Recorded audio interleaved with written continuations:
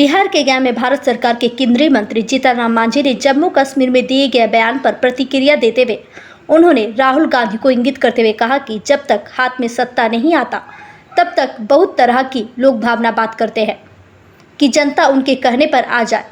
उन्होंने कहा कि जब 60 वर्षों तक उनकी सरकार रही, कई राज्यों में भी उनकी सरकार है, राहुल क्यों नहीं बात करते हैं? वह पार्लियामेंट में या कहीं और बात रख सकते थे, लेकिन ऐसा ना करके जब जम्मू कश्मीर में चुनाव है तो जम्मू कश्मीर के लोगों को दिग्भ्रमित कर रहे हैं। वे लोग धारा 370 लागू करना चाह रहे हैं, वह पाकिस्तान प्रसिद्ध लोगों से हाथ मिला रहे हैं। उन्होंने कहा कि उन लोगों की गठबंधन की सरकार बनी तो कश्मीर पाकिस्तान में चला जाएगा, ऐसा मैं मानता हूं, और उसका प्रेरणा राहुल गांधी होंगे। उन्होंने ममता बनर्जी सरकार द्वारा नए बलात्कार कानून बनाए जाने के प्रश्न पर बताया कि ममता सरकार द्वारा देर से उठाया हुआ सही कदम है, या शुरू में ही बनना चाहिए था।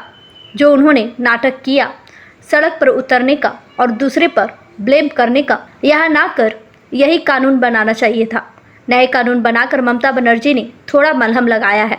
गया से मगध भूमि न्यूज के लिए मनोज कुमार की रिपोर्ट। कि जब तक हाथ में सत्ता नहीं आती है तब तक बहुत तरह की बात, लोक लुभावन बात करते हैं कि जनता उनके कहने में आ जाए।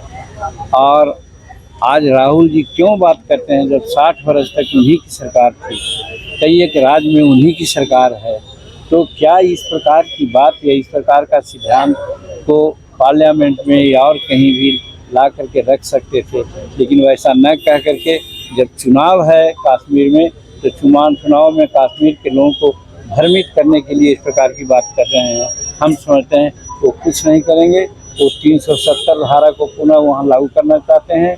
उन लोग ऐसे लोग हैं कि पाकिस्तान परस्ती लोगों के साथ हाथ मिलाया है, और अगर खुदा न खास्ते जैसा होने वाला नहीं है, लेकिन अगर उन लोगों की गठबंधन की सरकार आ गई तो कश्मीर हमारा पाकिस्तान में चला जाएगा, ऐसा मैं मानता हूं। और उसके प्रतिपादक राहुल गांधी जी हैं।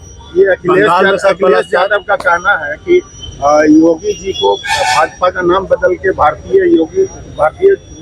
अभी तो उनकी अपनी बात है इसके बारे में। हाँ, बंगाल में सर कानून बनने वाले के बलात्कारियों को फांसी की सजा होनी चाहिए। बनने वाला नहीं है, बन गया है कि जो बलात्कार के उपरांत मर गई है बच्ची, उसके एक्यूज को फांसी दिया जाए, और जो बलात्कार किया है उसको आजीवन सजा दिया जाए। मैं समझता हूँ कि ये देर से उठाया हुआ उनका सही कदम है। ये शुरू में ही उनको उठाना चाहिए।